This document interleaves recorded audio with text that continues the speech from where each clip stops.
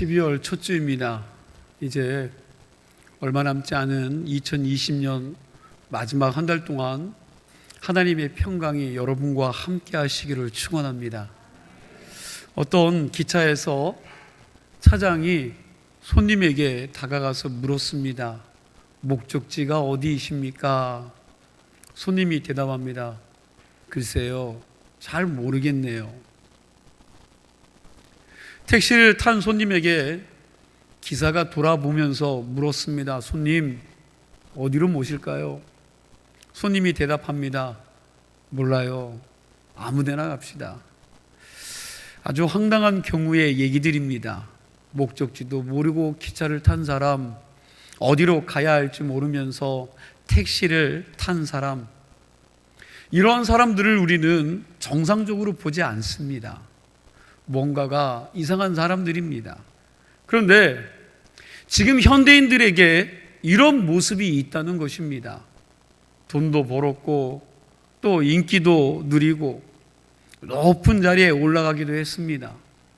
하지만 한 번밖에 못 사는 인생, 그 인생을 왜 사는지 이유를 물어보면 분명한 대답을 하는 사람이 그렇게 많지 않습니다. 사람들에게 왜 사느냐고 물으면 대부분의 사람들이 당황해서 이렇게 말을 합니다. 글쎄요.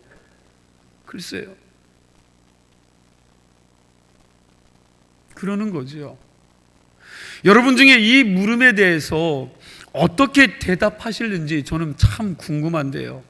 대부분 사람들이 왜 사느냐고 물으면 이렇게 마무리를 짓습니다. 여러분, 왜 삽니까? 사니까 살지요. 죽지 못해 살지요. 다른 사람 사니까 나도 따라가 살지요. 여러분, 그런다는 거예요. 혹시 여러분들도 그렇지는 않습니까? 여러분들은 오늘 무엇을 위해 살아가고 계십니까? 한 번밖에 못 사는 여러분들의 인생을 무엇 때문에 살아가고 있으십니까? 만일 이 질문에 대하여 내가 대답할 수 없다면 앞에서 소개했던 갈 바를 모르고 기차를 탄 사람이나 택시를 탄 사람하고 우리가 다를 게 뭐가 있을까요? 오늘 말씀의 제목이 뭡니까? 말씀의 제목이 뭐예요? 표류인가 항해인가? 여러분, 배는 똑같은 배지만 여객선과 난파선은 전혀 다른 배입니다. 여객선이란 갈 목적지 정한 항구가 있어서 그 항해를 하고 배가 그쪽으로 가는, 목적지에 가는 게 여객선입니다. 그러나 난파선은 갈 바를 알지 못하고 이리저리 바다를 떠돌아다니는 표류하는 배를 난파선이라고 이야기합니다.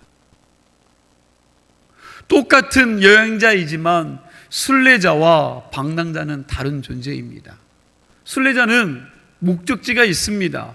많이 가든 적게 가든 여러분, 매일매일 그 표대를 향해서, 그 목적지를 향해서 여행하고 있는 사람을 우리는 순례자라고 이야기합니다.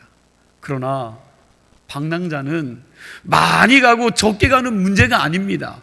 다리에 힘이 있어서 하루에 50km를 가고 100km를 걷든 간에 아무리 많이 간다 해도 방랑자는 갈 목적지가 있을까요, 없을까요?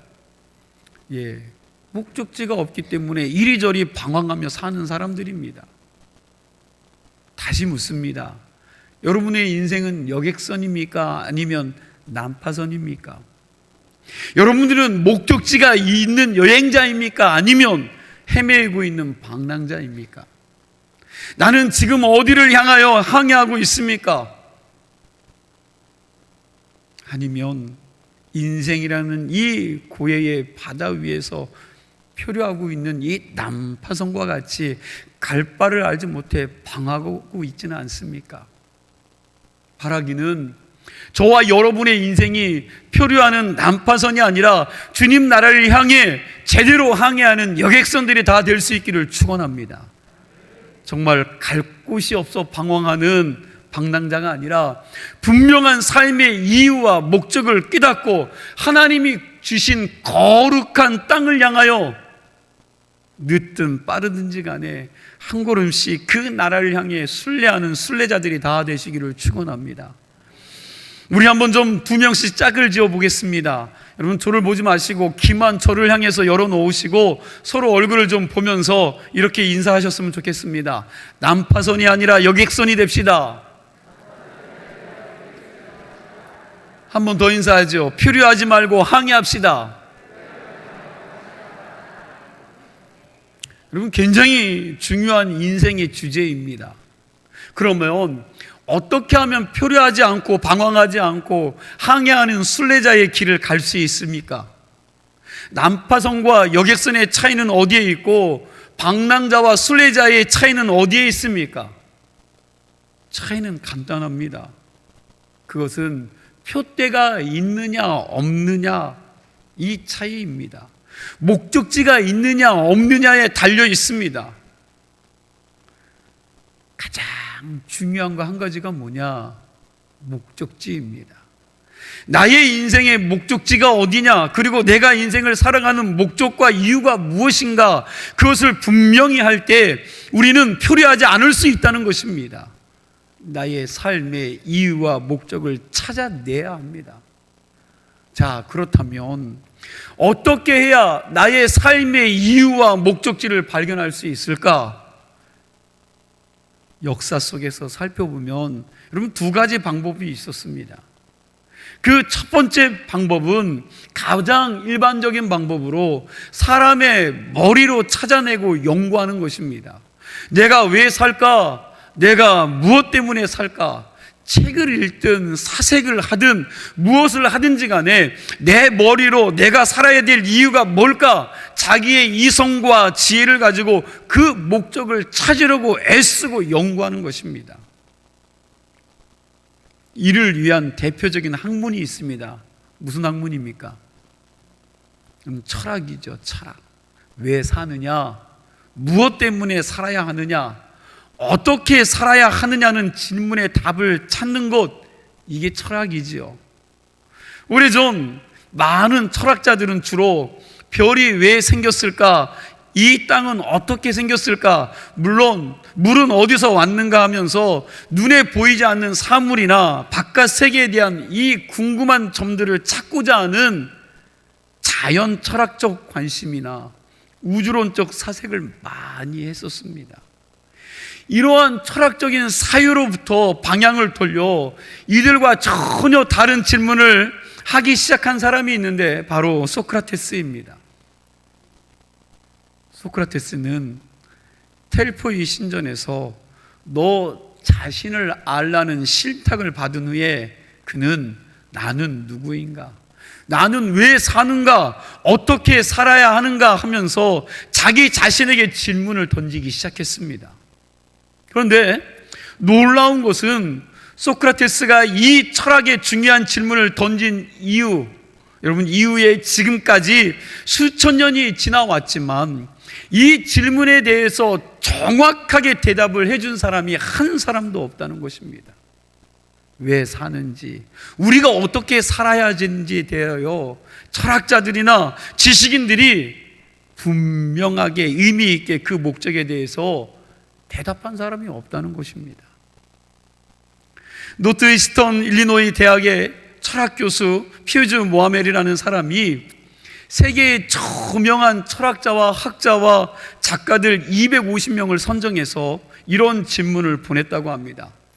삶의 의미란 무엇이라고 생각하십니까? 인생의 목적이 무엇이라고 생각하십니까?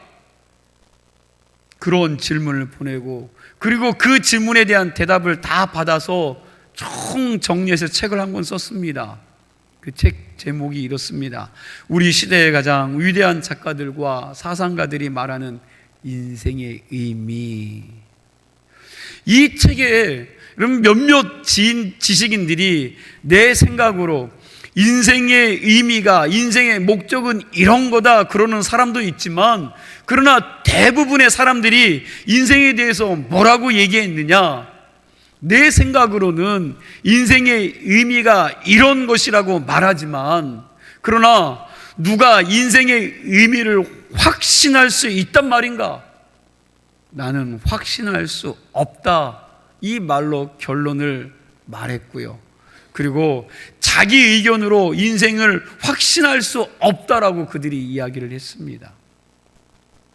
그리고 또 다른 대답을 한 사람들은 이렇게 말합니다. 내 전공 분야에서는 내가 건축이든 음악이든 미술이든 내 분야에 대해서는 내가 얘기할 수 있지만 인생이 왜 어떻게 살아야 하는지 솔직하게 나도 모르겠다 그랬습니다. 어떤 사람은 그 질문에 대해서 오히려 이렇게 대답을 하는 사람도 있습니다. 만일 이 문제에 대해서 대답을 할 수 있다면 좀 나에게도 그 대답을 좀 가르쳐 주십시오. 한마디로 말해서 인생의 의미, 어떻게 왜 살아야 하는지 이 질문에 대해서 사람의 머리로 연구하고 찾아내서 대답을 하는 사람이 없었다는 것입니다. 그런데 그렇게 말할 수밖에 없는 분명한 이유가 있습니다.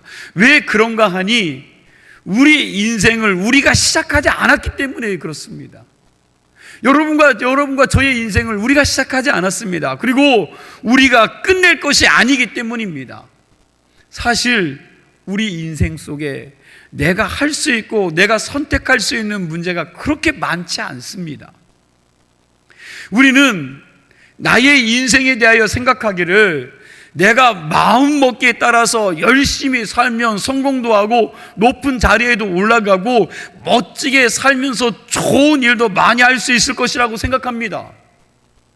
그러나 정직히 그리고 정직하게 가만히 생각해 보면 인생의 정말 중요한 문제들은 이미 나하고는 상관없이 다 결정이 돼 버렸습니다. 내가 결정한 것이 거의 없습니다. 내가 할 수 있는 영역이 그리 많지 않더라는 것입니다. 여러분 한번 좀 생각해 보세요. 여러분들의 얼굴, 여러분들 다 얼굴이 있으시지 않습니까? 이 얼굴 여러분들이 결정해서 세상에 왔습니까? 나는 이런 얼굴을 가지고 세상에 올 거야. 여러분 그런 마음 가지고 이 세상에 오셨습니까? 여러분들의 부모 형제, 여러분들의 이름 여러분들이 선택하셨나요?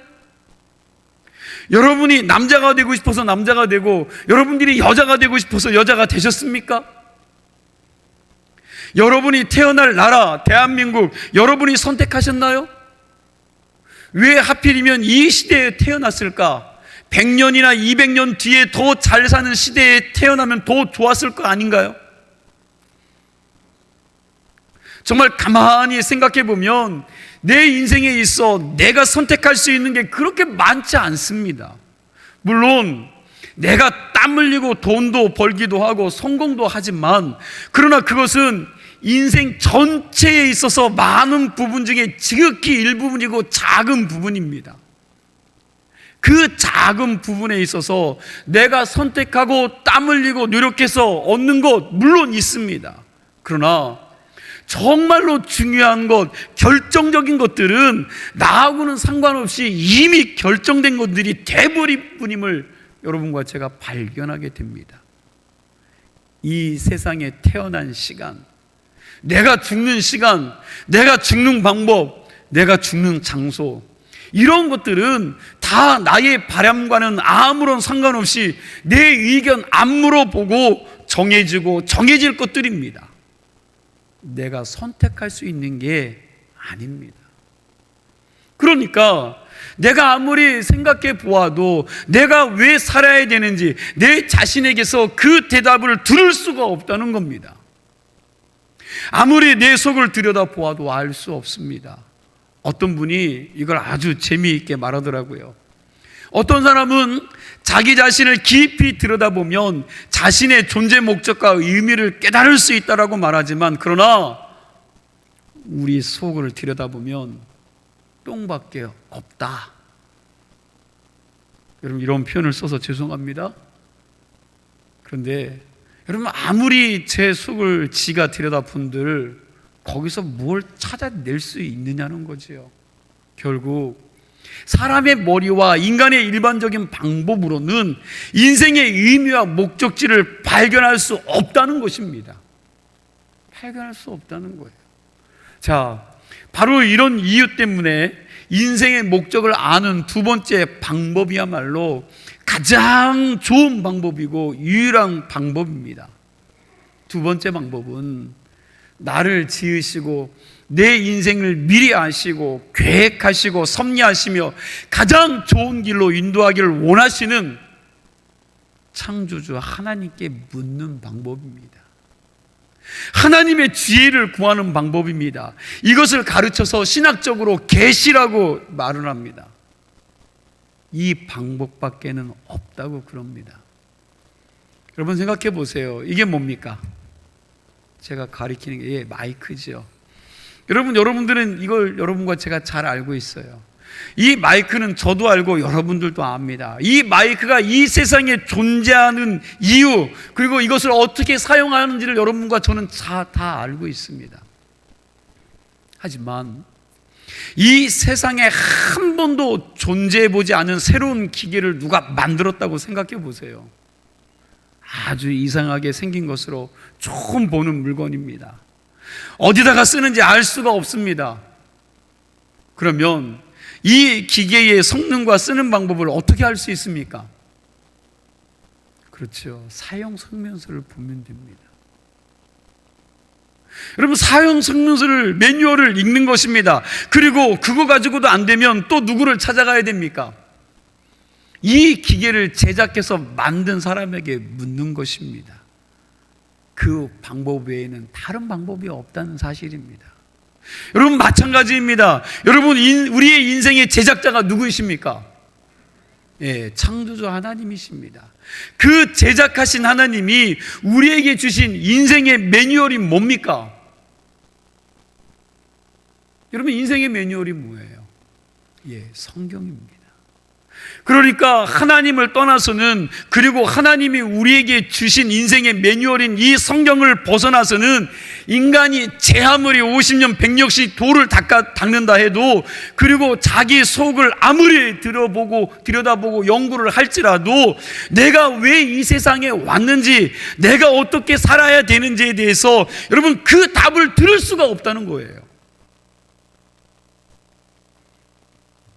이전에 미국의 세들백 교회 릭 워렌 목사님의 목적이 이끄는 삶, 목적이 이끄는 인생, 여러분 이 책이 날개 돋은 듯이 팔리고 교회들마다 이걸 가지고 40일 기도회를 하고 설교를 하고 어마어마한 일들이 펼쳤죠.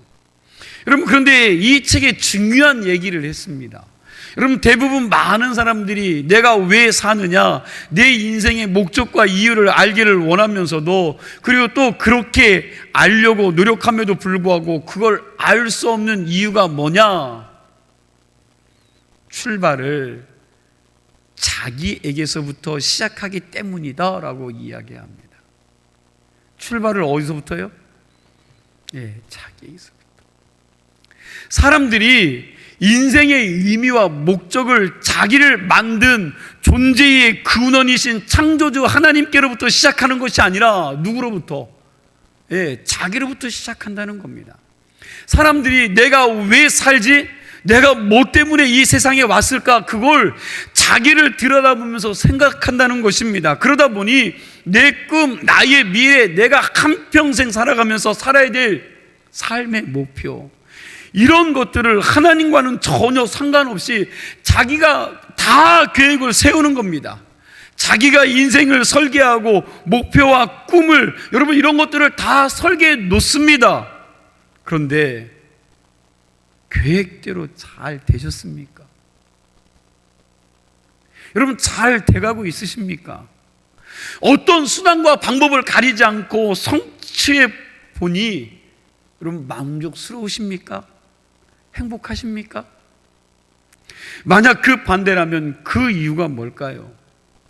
내 인생을 향해 선한 계획을 가지고 계시는 하나님과 의논 한마디 없이 나 혼자 엉뚱한 길에 대해서 계획하고 목표를 세우고 가다 보니까 여러분 그게 잘 될 리가 없다는 것입니다. 그게 행여나 잘 돼서 성공했다 할지라도 행복할 수가 없다는 것입니다. 내가 어떻게 살아야 되느냐에 대한 질문은 내 인생을 결정하신 그 하나님 앞에 먼저, 하나님, 나를 왜 지으셨지요? 하필이면 이 시대에 한국 땅에서 태어나게 하셨습니까? 왜 나에게 이런 달란트를 주셨습니까? 나를 왜 이 자리에 있게 하셨습니까?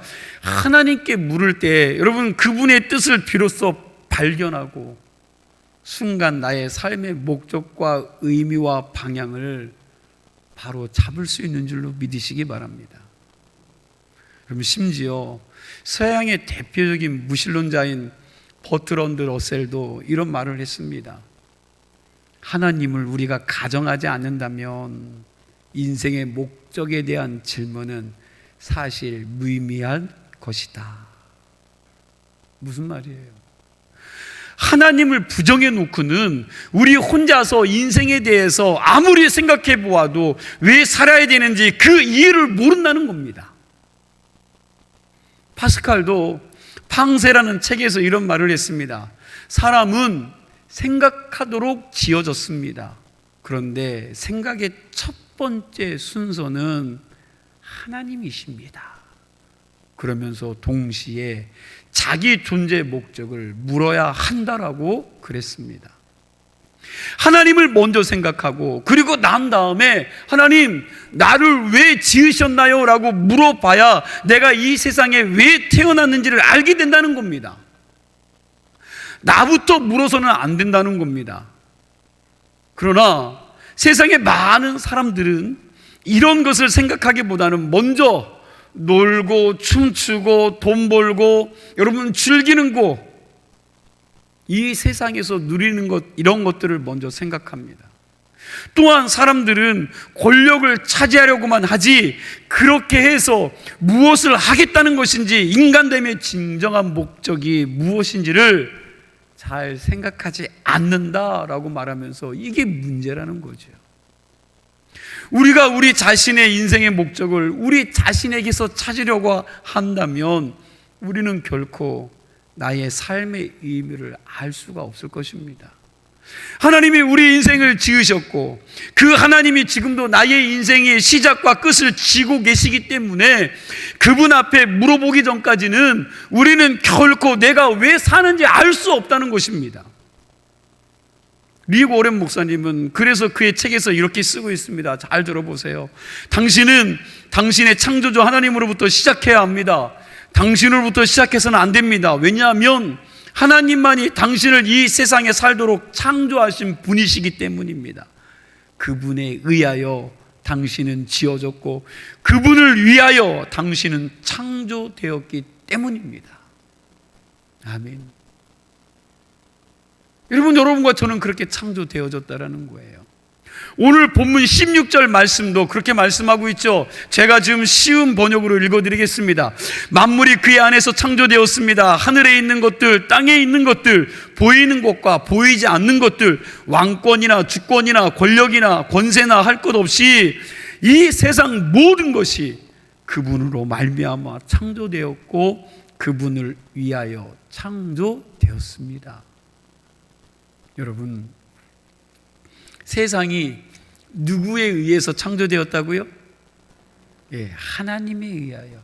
그리고 누구를 위하여 창조되었다고요? 나요? 예, 하나님을 위해서. 하나님을 위하여 하나님이 세상을 창조하셨습니다. 내가 세상을 만든 게 아닙니다. 여러분, 하나님을 위하여 이 세상을 창조하셨습니다. 그런데 우리는 자꾸 어떻게 생각합니까? 거꾸로 생각합니다. 하나님이 나를 위해 존재한다고 생각합니다. 하나님이 우리를 위해 존재하는 분이라고 생각을 합니다. 온 세상이 다 내 행복을 위하여, 나를 위하여 존재한다라고 착각을 합니다. 천문학이 발전되지 않았던 시대에 사람들은 자신이 살고 있는 이 지구 땅덩어리가 우주의 중심이라고 생각했습니다. 땅은 평평한 쟁반 같은 것이고 여기서 우리가 살고 있다. 그리고 해와 달과 별이 동쪽에서 떠서 어디로요? 서쪽으로 진다고 생각했습니다. 그러니까 생각하기를 땅은 가만히 있고 뭐가 움직이는 거예요? 우주가, 하늘이 돈다고 생각한 것입니다. 이렇게 하늘이 돈다고 생각했던 학자들이 뭘 주장했을까요? 청동소를 이야기했지요. 하늘이 돈다는 말이지요. 이 청동설이라는 것은 여러분 단순한 천문학적인 그러한 가설만이 아닙니다. 이것은 굉장히 중요한 인생관과 세계관을 결정했습니다. 그게 뭐냐? 우주 중심에 누가 있다라는 거예요. 자신들이 살고 있다고 착각한 학문이 청동설입니다. 우주 중심에 자기가 있다라는 거예요. 내가 이 우주의 중심입니다. 세상의 중심은 나라는 겁니다. 세상 모든 만물이 나를 중심으로 해서 일어나고 역사된다고 생각한 것입니다. 심지어 하나님도 나를 위해 존재하고 있다는 겁니다. 그러니까 나를 위해서 존재하지 않는 모든 것들은 다 없어져야 합니다. 이게 바로 그 당시 중세기에 살고 있었던 사람들의 인생관이었습니다. 어떻게 보면 가장 신앙적인 것 같은데 가만히 생각해 보면 아주 타락한 중세기의 사람들의 세계관이고 인생관이었습니다. 그때에 갈릴레오 갈릴레이라는 천문학자가 나타나서 그게 아니다. 땅은 가만히 있고 하늘이 도는 것이 아니라 땅 자체가 태양을 돌고 있다고 하면서 뭘 주장해요? 지동설을 주장했습니다. 이것이 그 당시에 엄청난 생각이었습니다. 이것은 단순한 천문학적인 이론의 얘기만이 아닙니다. 이것은 바로 인생관과 세계관을 뒤집어 엎는 엄청난 사건이 되었습니다. 그래서 그때에 그 당시에 가톨릭 교회들은 이 갈릴레오를 이단자로 여겼습니다. 여러분 생각해 보세요. 단순히 과학 이론 때문에 이런 학자를 이단자로 여겼느냐? 아닙니다. 이것은 세상을 보는 눈이 달라지기 때문입니다. 그래서 이단자로 여겼던 것입니다. 그런데 지금 보니까 어떻습니까? 갈릴레이가 주장했던 것처럼 사실은 우리가 우주의 중심이 아니다. 이거야말로 얼마나 신앙적이고 건강한 생각이었는지 모릅니다. 오늘날 이 시대는 천문학적으로 청동설을 믿는 사람은 아무도 없습니다. 지구가 태양을 돈다고 생각합니다. 그럼에도 불구하고 영적으로 윤리적으로 오늘날 현대인들의 삶의 가치관을 보면 거의 대부분 아직도 중세 암흑기를 살고 있습니다. 자기가 마치 인생과 세상의 중심인 것처럼 착각하고 있습니다. 자기가 없어지면 세상도 없어지는 것처럼 착각하고 있습니다. 이런 생각을 바꾸어야 합니다. 내가 세상의 중심이라는 이런 생각 때문에 정치가 어렵고 교회가 어렵고 더 작게는 내 가정이 어려워지는 것입니다. 다 자기 중심적으로 생각하고 있습니다. 민족의 중심의 사고가 여러분 세계화를 깨트리는 것입니다. 사실 가장 중요한 것은 하나님이 온 우주의 중심에 계시고 하나님만이 역사를 움직이신다는 사실을 믿는 것이 가장 온전한 믿음이라는 것입니다. 이걸 가르쳐서 신학에서는 하나님 중심의 사고라고 말합니다. 이제는 영적으로 갈릴레오 같은 사람이 이 세상에 다시 등장해야 합니다. 당신은 결코 우주의 중심이 아니다.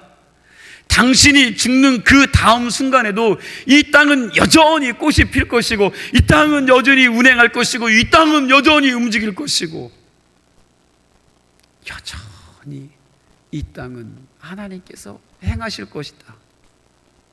그러니 착각하지 말라고 가르칠 사람들이 나타나야 된다는 것입니다. 우리는 인생의 주인이 아닙니다. 우리 크리스찬들은 이걸 꼭 기억하시고 바로 알아야 합니다. 나로부터 나의 인생의 목적이 발견되는 것이 아닙니다. 우리의 인생의 주인은 하나님이십니다.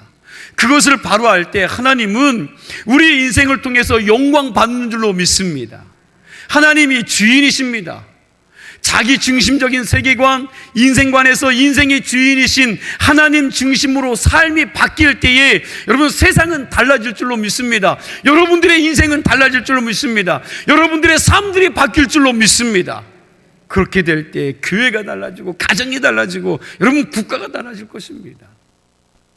우리 신앙이 인생의 목적과 삶의 목적을 바로 알아야 합니다. 철저하게 나 중심의 생각에서 하나님의 중심으로 변화됨으로 하나님의 귀한 섭리를 발견하고 삶의 목적을 바로 알아서 흔들림 없는 여러분 거룩한 인생을 살아갈 수 있는 믿음의 성도들이 다 되시기를 축원합니다. 기도하시겠습니다.